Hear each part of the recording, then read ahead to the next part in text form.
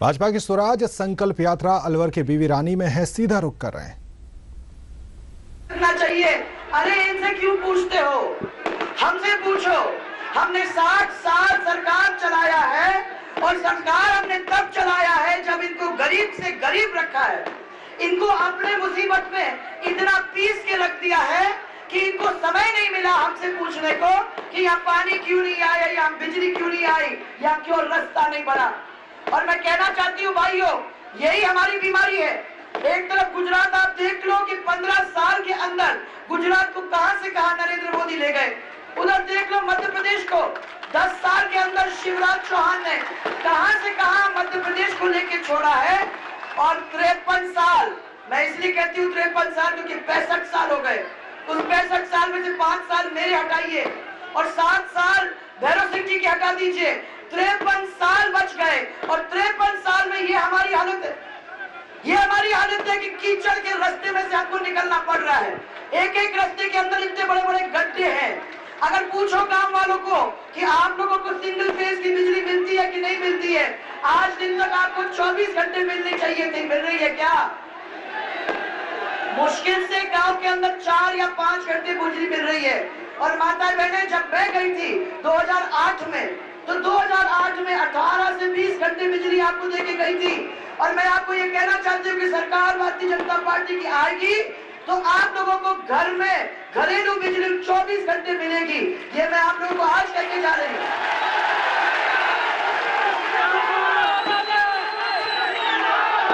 53 साल का राज भाइयों, 53 साल का राज।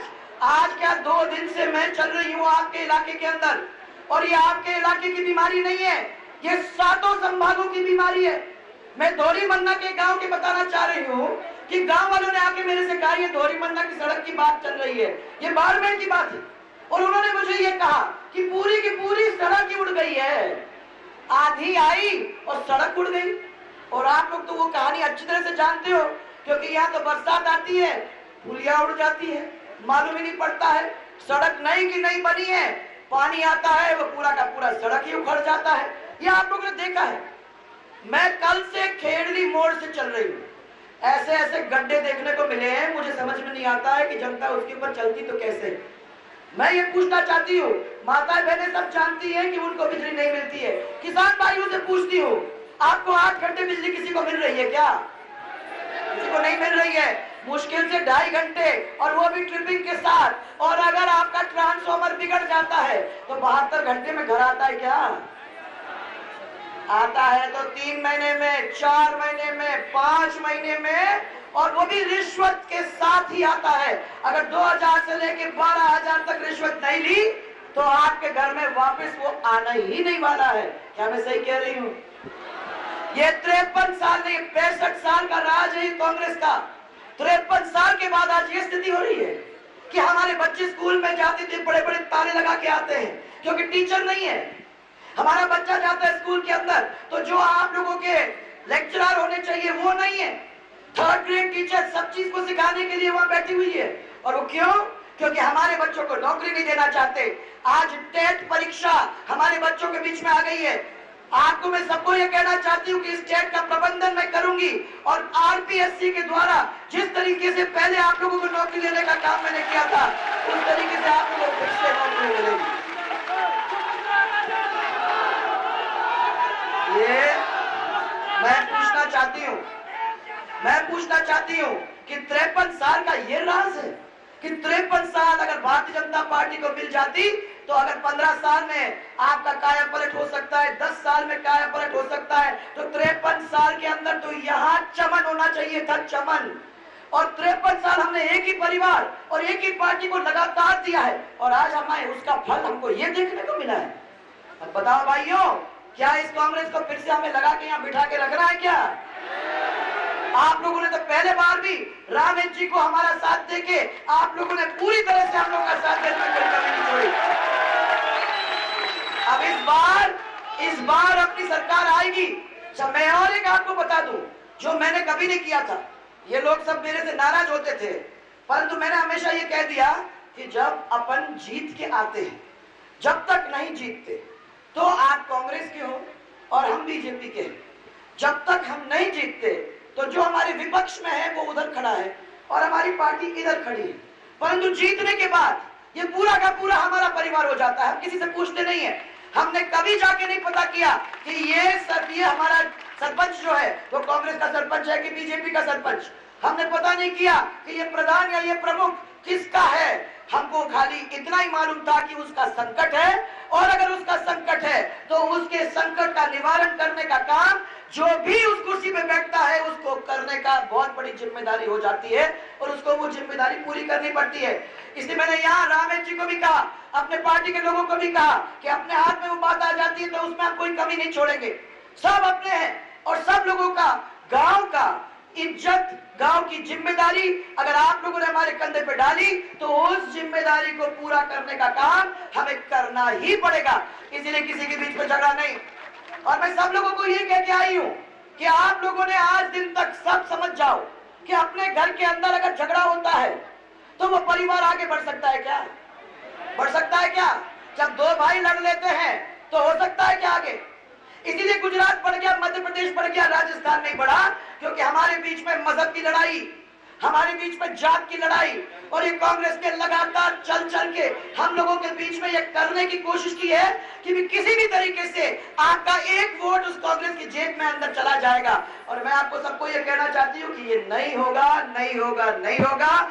इस बार भारतीय जनता पार्टी के हाथों हम लोग मिलके सब साथ राजस्थान का विकास करेंगे। तैयार हो भाइयों? करने के लिए तैयार हो? मैं आप लोगों को एक और कहना चाहूंगी, आज मैंने देखा है कि सब लोगों ने मेरे को ये कहा कि राजस्थान के अंदर बहुत सारी बीमारियां हो रही हैं, कहीं कुपोषण की बीमारी होती है तो कहीं बेचारे लोग बीमार पड़ जाते हैं, बच्चे भूखे मर जाते हैं। आज के अखबार के अंदर 40% कुपोषण राजस्थान के अंदर, और आज ही 12 क्षेत्र के अंदर 2 बच्चों की मौत। और मैं ये कहना चाहती हूँ कि इसीलिए मैंने महिलाओं को सुरक्षित करने के लिए और महिला को अपने पैर पे खड़ा करने के लिए ये भामाशाह स्कीम चालू की थी 2007 के अंदर। और 2007 के अंदर हमने सबको कह दिया था कि महिलाओं को हम आगे रखेंगे, महिलाओं के द्वारा हम बैंक अकाउंट खुलवाएंगे और उस महिला के बैंक अकाउंट के द्वारा 1500 रुपए भी देंगे, और साथ साथ में आपको स्वास्थ्य बीमा 30,000 रुपए उस कार्ड के ऊपर भी देंगे, ताकि ज्यादा से ज्यादा लोगों को फायदा मिल सके। अब भाइयों, आप लोगों ने मेरे से ही पूछा कि महिला क्यों? मैं समझती हूँ कि महिला घर की बरकत होती है। जब महिला को आप पढ़ा दो, लिखा दो, जब महिला को आगे कर दो तो महिला तो मर जाएगी, पर सबसे पहले अपने परिवार का पालन पोषण करेगी।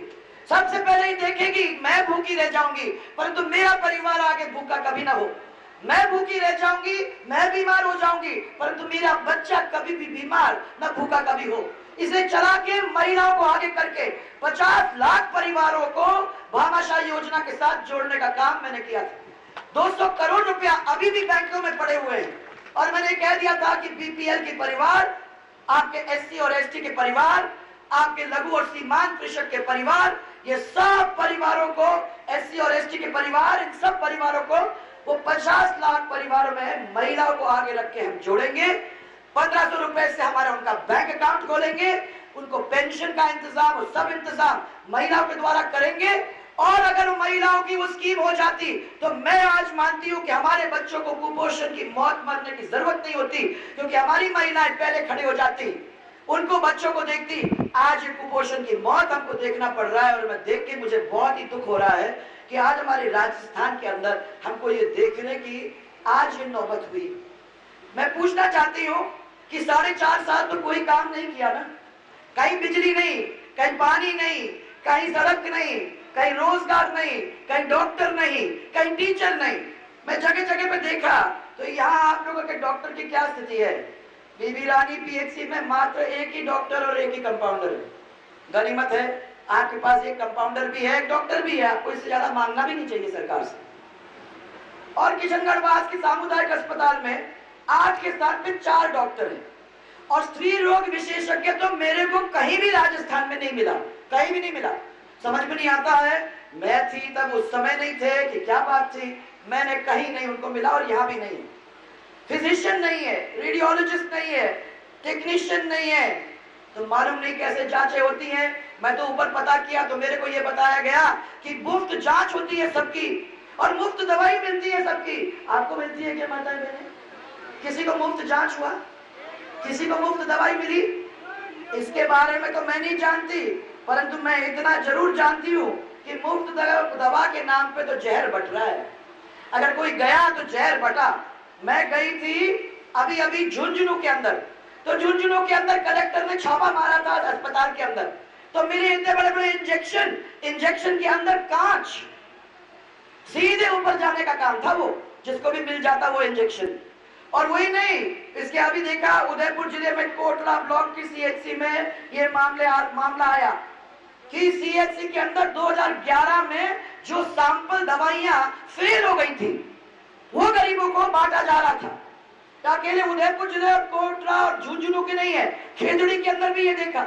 और ज्यादातर प्रदेश के अंदर जो मेरे को देखने को मिला वो ज्यादातर यही मिला। और आज के अखबार के अंदर भी ये उदयपुर का हमारे पास हवाला है। मैं ये कहना चाहती हूँ कि एक तरफ तो कहो कि हम गरीब के लिए काम कर रहे हैं और दूसरी तरफ गरीब को मारने का इस तरीके का काम हो, पालन पोषण नहीं हो। और माता बहने मैं इसलिए कह रही हूँ कि मैंने उसके साथ साथ आप लोगों को स्वास्थ्य बीमा भी लगा दिया था, क्योंकि मुझे विश्वास था कि माता बहने वो 1500 रुपए का अच्छा काम करेंगी और अगर स्वास्थ्य बीमा की उनको जरूरत पड़ गई तो वो स्वास्थ्य बीमा का भी काम करेंगी। क्योंकि महिला जो है वो एक दफा सक्षम हो जाती है तो वो अपने परिवार को लेकर रख देती है। माफ करना, 1500 रुपए कभी मैंने आदमी के हाथ में दे दिया तो हो सकता है वो शराब में दे जाए, पर महिला कभी नहीं करेगी, महिला कभी नहीं करेगी। इसलिए मैंने महिला को आगे रखा और मैंने कहा 50 लाख परिवार का अगुवाई महिला अपने अंगूठा टेक हो चाहे अपना दस्तखत करने वाली उसके हाथ से हम करेंगे तो पूरा का पूरा परिवार अपने पैर पे खड़ा हो जाएगा। इस स्थिति को ध्यान में रखते हुए हम लोगों ने ये काम आप लोगों के सामने किया, जो अगर 2007 के अंदर हो जाता तो आज तक आप लोगों को पेंशन और सब ये काम हो जाता। अब जल्दीबाजी में भागा दौड़ी हो रही है, अरे जाओ जाओ किसके पास पेंशन ले जाओ, दस्तखत कर लो, अंगूठा मार दो, पेंशन ले जाओ, जाओ जाओ जाओ। अरे ऐसा थोड़ी होता है। हमने चुनाव को देख के कभी नहीं, हमने हमेशा अपने परिवार को देख के परिवार की जरूरत क्या है आगे चल के उसके ठोस कदम उठाने का हम लोगों ने काम किया। और मैं आप लोग सबको ये कहना चाहती हूँ कि वही ठोस कदम हम आगे, हमें 5 महीने की सरकार नहीं चलानी है, हमें ये सब दे दे के लोगों को अपने झूठ और फरेब की जाल में बांध के आगे वैसे नहीं रखना है। हमें पूरे कार्य योजना के साथ 5 साल चलाने हैं ताकि जनता को, जनता की जो मुसीबतें हैं उनको हटाने का, घटाने का मौका मिले। यही हुआ है, यही हुआ है आपके गुजरात के अंदर और यही हुआ आपके मध्य प्रदेश के अंदर। और राजस्थान जो एक जमाने में वहां हुआ करता था आज यहां पहुंच गया है। और आपको याद होगा कि जब सरकार हमारे हाथ में आप लोगों ने दी तो वो राजस्थान बीमारू प्रदेश था। 5 साल के अंदर उस राजस्थान को उठा के हम लोगों ने अपने पैर पे खड़ा किया। आप लोगों के पैर के ऊपर खड़ा करके हमने वो स्थिति बनाने की कोशिश की कि यहाँ व्यवसायी आए या हमारे बच्चों को नौकरी का इंतजाम हो, ऐसे ऐसे नए स्कीम्स दिए। हमारा राजस्थान उस लेवल पे पहुंच चुका था। मैं आज भी आपको कह रही हूँ कि हमारी सरकार फिर आएगी, हम लोग फिर अपनी जनता को अपने पैर पे खड़ा करने का काम करेंगे। और ये एक व्यक्ति नहीं, ये पूरा का पूरा परिवार मिलके करेगा, तब मैं जानती हूँ कि राजस्थान का विकास बदलेगा। नहीं तो बदल नहीं सकता भाइयों, अपन कुछ भी करा लो। या मैंने कभी भी किसी को वोटों के लिए झूठ बोल के वोट नहीं लिया।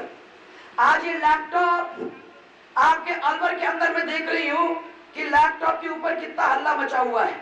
लड़कियों ने धरना देके सबको कहा कि हमें ऐसे लैपटॉप नहीं चाहिए, हमें लैपटॉप चाहिए, प्रॉपर लैपटॉप चाहिए। ये मालूम नहीं आप हम लोगों को क्या दे रहे हो। कई लोगों ने इनको कहा। इसके साथ साथ इन लोगों ने घटिया लैपटॉप की बात सब दूर करी है पूरे प्रदेश के अंदर। और मैं आपको ये कहना चाहती हूँ कि ये सब काम है कमीशन का खेल।